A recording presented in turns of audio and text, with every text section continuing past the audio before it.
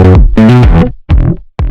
mijos, welcome back to my channel. Today I'm going to be talking about part 2 of the 31 Days of Horror Movie Challenge.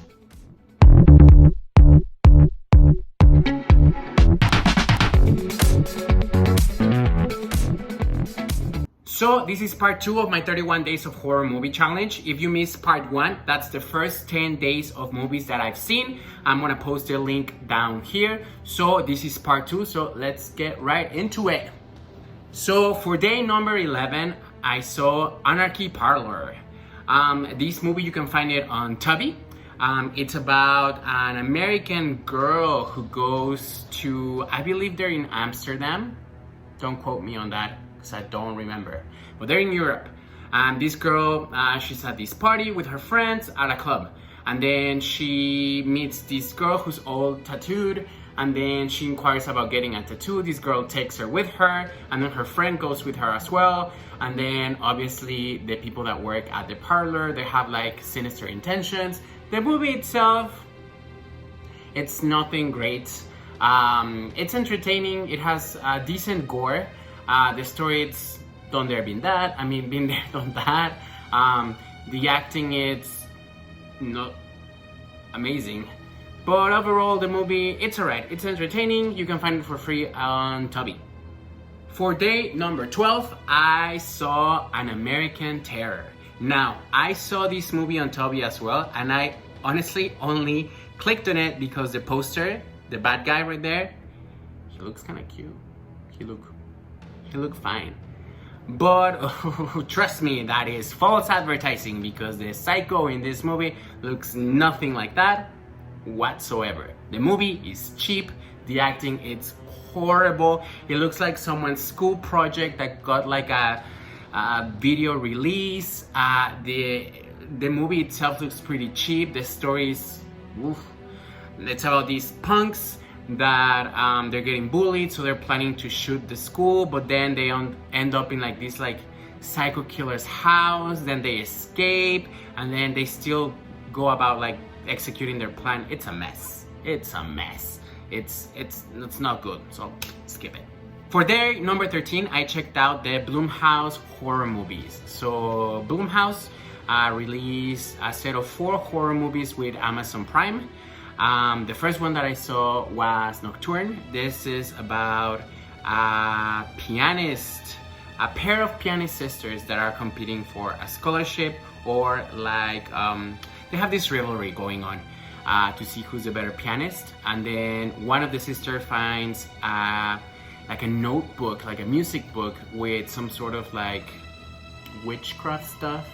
And then she starts getting really good at piano, where her sister, who was a star, starts not doing so great. Stuff and hallucinations ensure. The movie itself, it's pretty good. The acting's really well done as well. It's entertaining. I think based on the story of the movie, they could have gone a little bit further. It has a little bittersweet ending. The whole movie, I was thinking, like in the back of my mind, it's very reminiscent to like Black Swan with Natalie Portman. So if you like that, you're probably gonna enjoy this as well. Although I must say, it is not as good as Black Swan. It is still pretty entertaining. A little bit disappointing on how they went out with the whole story. Like I said, it could have been explored a little bit more. But overall, it was a fun watch, so you can check that on Amazon Prime. For day number 14, I checked out as well from the Blumhouse horror. I saw Evil Eye. Now this one's produced by Priyanka Chopra Jonas, so Nick Jonas' spouse. I appreciate the cultural value of the whole movie, but to be completely honest with you guys, this movie, it is not good. It is good if you're very into Lifetime movies, because that's exactly what this was.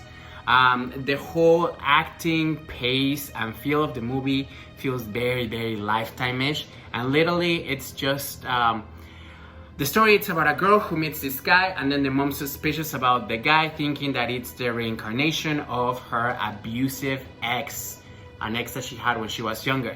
The whole movie, it's about just the mom getting like suspicions and being a little shady, and the sister and the daughter being like, "Mom, you're crazy, you're fucking crazy." But yeah, like nothing happens in this movie. at all until the last like 10 minutes, which is not bad. But like I said, I think they could have squeezed the idea a little bit more. It feels very Lifetime-ish. And it's only like, I believe like an hour and a half, and trust me, it feels like 2 hours long or like 3 hours long. It just drags a lot.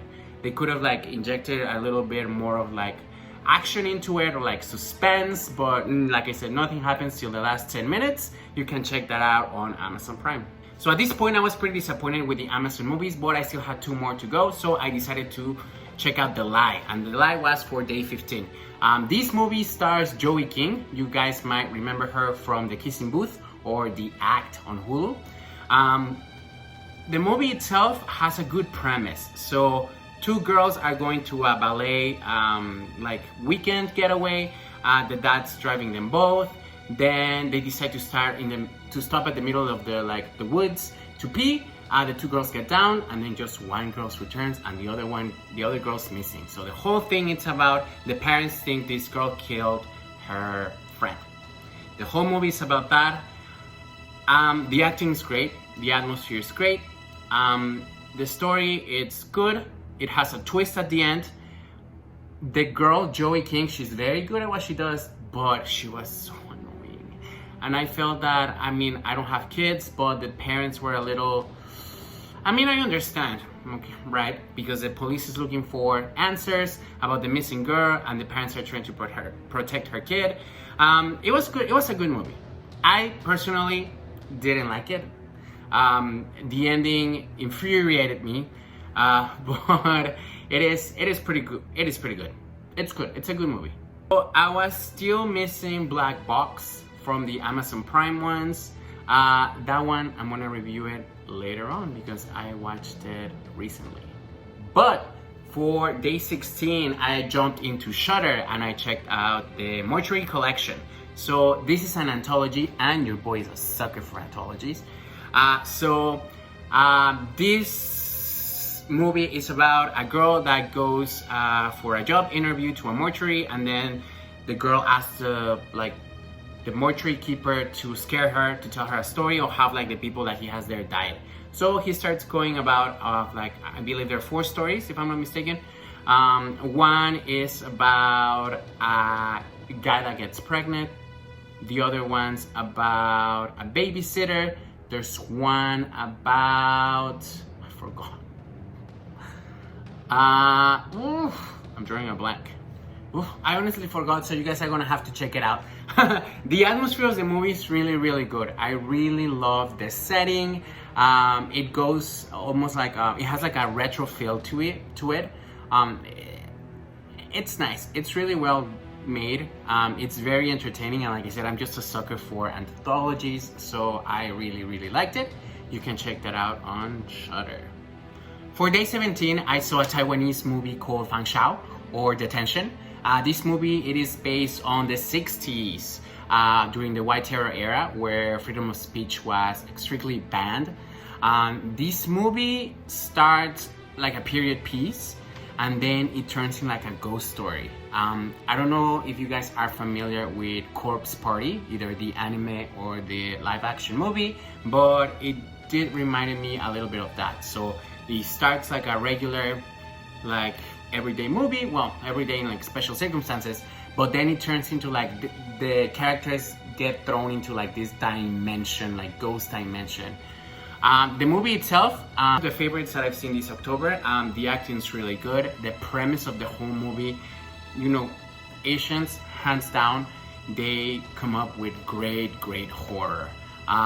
It's horror that has like substance behind it, and this movie, it's really heartbreaking. I mean, my references are all over the place, but like it kind of reminded me of like Corpse Party mixed with like Atonement. But like, it is really good. If you guys can check it out, I saw it on the internet, but yeah, it's great. It's great horror.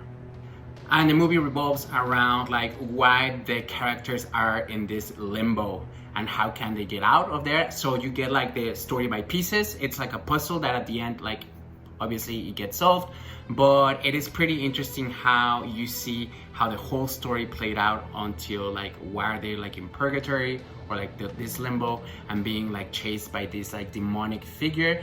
The actual ghost or demon, it's pretty cool. The CGI could be better, but it's effective. The whole atmosphere is great. They're like this like haunted, deserted school, which brings a really cool atmosphere to the whole movie. Like I said, it's a love story, it's a ghost story, it's a horror story. It's great. For day number 18, I saw on Shudder Can't Take It Back.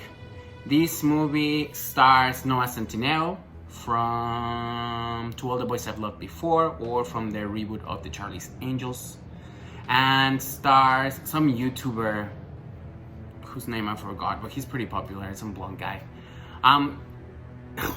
The movie's not good. The premise, it's something that I've seen before. It's like these girls bully this girl who already passed away. So this girl like killed herself. She still has her Facebook open, and people just write mean messages on her wall, and then the spirit comes back to haunt them. And yeah, that's the premise. It's a solid piece. Like, it's a solid movie. I mean, I'm pretty sure the budget was like $1,000 and 2 Little Caesars pizzas, but it is well made. It's entertaining. It's not good, but I've seen worse, that's for sure. For number 19, I went back to Amazon Prime and I saw the Jack in the Box. Jack in the Box sounds good right now, I'm hungry. So the Jack in the Box stars a guy who starts working at a museum where they have these old, dusty Jack in the Box from like medieval times or who knows from where. And then the Jack in the Box obviously has inside an evil spirit or a demon, and then the Jack in the Box starts killing people. The movie itself, it is alright. The Jack in the Box looks pretty cool though. I wish it could have been done a little bit better, because the actual effects, makeup, it's pretty cool. The acting's not great. It's a British movie, if I'm not mistaken. You can check the Jack in the Box, not to be confused with the fast food restaurants, on Amazon. And my last movie for this video, because it's my 20th movie, was Scare Me, and this one, it's on Shudder. Now listen, I do love me a good anthology. It's not an anthology per se. So this is about 2 writers that get secluded in a cabin during a storm, and they start telling each other horror stories. The thing is that the actual stories that they're telling, they are not like recreated in the movie. So it's not like, oh, I'm gonna tell you a story about this, and it's like, and then there's like some other characters like doing the actual story. No, this is actually storytelling. So it plays a little bit more like a play, like if you were like watching a play in a theater, but done in a movie. I like the concept of it. I like the stories that they tell. The main girl, I found her very, very obnoxious and very annoying at the beginning of the movie, which I was basically like, oh, this movie's gonna fucking suck. But the movie's pretty cool. Like I said, it works decently, and then it's pretty entertaining. Like if you think about it, like you're watching a play, it plays nicely. So yeah, you can check that on Shudder, and yeah, it's fun. So that was the video for this week, mijos. You guys can check those movies out, and if you guys liked it, you guys can let me know. If you didn't, well, that's on you guys, because I didn't make any of those movies. I'm just talking to you about them. So yeah, take care, and I'll see you guys in another video. Bye.